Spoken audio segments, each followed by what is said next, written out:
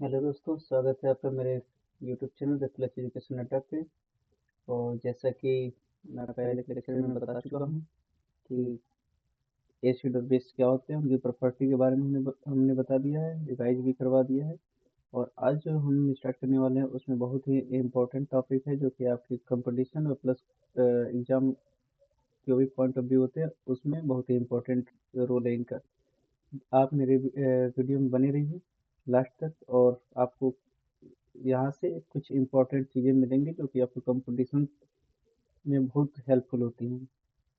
चलिए तो हम शुरू करते हैं। और दोस्तों, अगर आपको मेरी वीडियो अच्छी लग रही है तो प्लीज़ आप मेरे चैनल को सब्सक्राइब करिए ऐसे ही और दमदार वीडियो पाने के लिए। चलिए हम शुरू करते हैं। आज हमको पढ़ना है लुईस का जो एसिड एंड बेस की जो थ्योरी थी उसके ऊपर हमें आज पढ़ना है।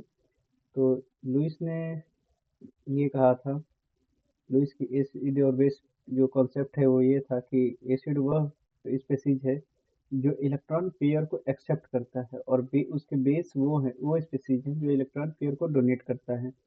ये थ्योरी जो है गिलबर्ट एंड लुईस ने दी थी। और यह सबसे जनरल एसिड बेस थ्योरी मानी जाती है, क्योंकि इसमें H प्लस या OH माइनस की जरूरत नहीं होती। और ये किसी भी माध्यम में ये हो सकते हैं। इसमें जरूरी नहीं है कि ये हमारे पानी में ही इनकी ज़रूरत हो। लुईस एसिड हमने अभी जैसे बताया कि कोई भी एटम या आयन मॉलिक्यूल जो इलेक्ट्रॉन पेयर एक्सेप्ट कर सकते हैं उन्हें हम लुईस एसिड के नाम से जानते हैं। जैसे कि BF3 हो गया, AlCl3 हो गया, Fe3+ हो गया, H+ हो गया।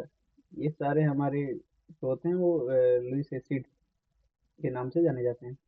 और लुईस बेस जो होते हैं कोई भी एटम या मॉलिक्यूल या आयन जिसको जो इलेक्ट्रॉन पेयर डोनेट करते हैं वो हमारे लुईस बेस होते हैं। जैसे NH3 हो गया, और OH माइनस हो गया, Cl माइनस हो गया, ये सारे होते हैं। तो इसका हमने एग्जांपल यहाँ पे बताया है कि जो BF3 है प्लस NH3 है, तो NH3 के पास दो इलेक्ट्रॉन ज़्यादा होते हैं, तो ये BF3 को दो इलेक्ट्रॉन दे के और उसके बाद वो रिएक्ट करते हैं, मतलब वो डोनेट करते हैं। तो जब ये डोनेट कर रहे हैं NH3, जो हमारा NH3 है जो डोनेट कर रहा है, तो इस हिसाब से हमारा ये बेस हुआ है। और जो BF3 है जो वो दो इलेक्ट्रॉन पेयर ले रहा है, इस हिसाब से हमारा ये लुईस एसिड हुआ। यहाँ पे दिखा भी दिया है कि BF3 जो है इलेक्ट्रॉन पेयर एक्सेप्ट कर रहा है, इस वजह से ये लुईस एसिड है। और NH3 है वो इलेक्ट्रॉन पेयर डोनेट कर रहा है, इस वजह से लुईस बेस है। इसकी जो की पॉइंट्स है, तो जो जरूरी जो मुख्य बिंदु हैं वो ये हैं कि ये सबसे जनरल थ्योरी है, क्योंकि इसमें इलेक्ट्रॉन पेयर ट्रांसफर पर ध्यान दिया जाता है, ना कि H प्लस और OH माइनस पे। जरूरी नहीं कि इस सारे एसिड और बेस है उसमें H प्लस या OH माइनस आए। इस वजह से ये वाली थ्योरी ज़्यादा इम्पोर्टेंट है। और यह थ्योरी जो कोऑर्डिनेट केमिस्ट्री है और कैटलिस्ट है और जो ऑर्गेनिक केमिस्ट्री है, रिएक्शंस है, इसमें बहुत उपयोगी है। जब हम ये बताएंगे कोऑर्डिनेट केमिस्ट्री, फिर कोऑर्डिनेशन वाली चीज़ें, तो उसमें ज़्यादा आपको क्लियर हो जाएगा। और जो इसकी ब्रांचेस लॉरी जो थ्योरी थी, ठीक, वो इसकी लेविस थ्योरी का ही एक स्पेशल केस था। उसके बाद से हम पीएच स्केल पढ़ते हैं। ये आपकी पॉइंट ऑफ व्यू और एग्जाम में बहुत इंपॉर्टेंट है, इसको जानना बहुत जरूरी है। खैर, अभी मैं इसका बहुत ही छोटा हमने बताया है कि पीएच स्केल एक नापने का तरीका है जिससे हम पता लगाते हैं कि कोई लिक्विड खट्टा है या बेसिक है, यानी कोई एसिड है या बेस है। एसिड के लिए पीएच का जो मान होता है वो 7 से कम होता है, और बेस के लिए पीएच का मान 7 से ज़्यादा होता है।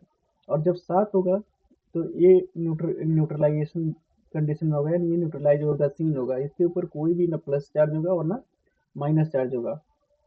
उसके बाद से जो हमारा पीएच वैल्यू उसको कैसे कैलकुलेट करते हैं वो चीज़ है। तो पीएच वैल्यू को कैलकुलेट कर, पीएच का जो फुल फॉर्म होता है, कई जगह जो है पावर ऑफ हाइड्रोजन कहा जाता है, कई जगह पोटेंशियल ऑफ हाइड्रोजन कहा जाता है। और यह बताता है कि लिक्विड में हाइड्रोजन आयन कितने उपस्थित हैं। जितना ज़्यादा हाइड्रोजन आयन उपस्थित होगा उतना ही ज़्यादा हमारा जो रिएक्शन, मतलब जो लिक्विड होगा हमारा वो एसिड होगा, और जितना कम हाइड्रोजन आयन उपस्थित होगा उतना ही वो ज़्यादा बेस होगा।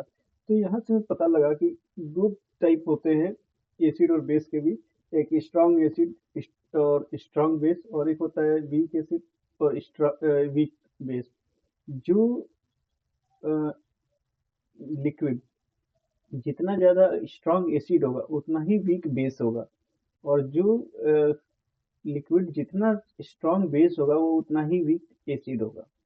तो ये चीज़ें ध्यान रखने वाली हैं। और ये आपके जितने भी एग्ज़ाम हैं आने वाले, चाहे आपके कोई भी एग्ज़ाम हो, उसमें आपके पीएच मान पूछे जाते हैं। खैर मैं आपको बता दूं कि पीएच मान 0 से लेकर 14 तक होते हैं, और जो एसिड के लिए होता है वो 7 से कम होता है, और बेस के लिए 7 से ज़्यादा होता है, और जो न्यूट्रल होता है वो हमारा 7 होता है। इसमें एक चीज़ और है कि जो पीएच होता है वो पावर ऑफ हाइड्रोजन कंसीडर किया जाता है।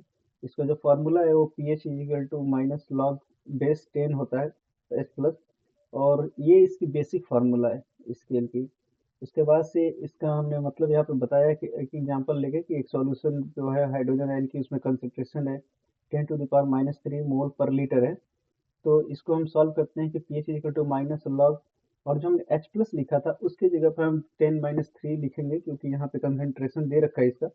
फिर क्या होता है कि जो -3 होता है वो सबसे पहले आ जाता है, और पहले से लॉग में माइनस है, इस वजह से वो प्लस हो जाएगा। और लॉग 10/10 की वैल्यू 1 होती है, तो इस वजह से इसकी पीएच वैल्यू 1 हो जाएगी।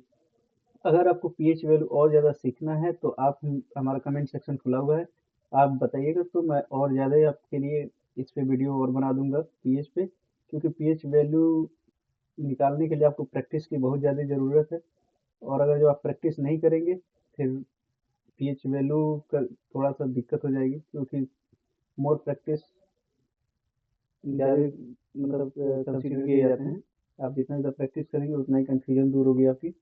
और पीएच वैल्यू पे आप कहेंगे तो मैं एक लेक्चर आपको अलग से रिकॉर्ड कर दूंगा, क्योंकि पीएच वैल्यू की थोड़ी लंबी हो जाएगी क्लास।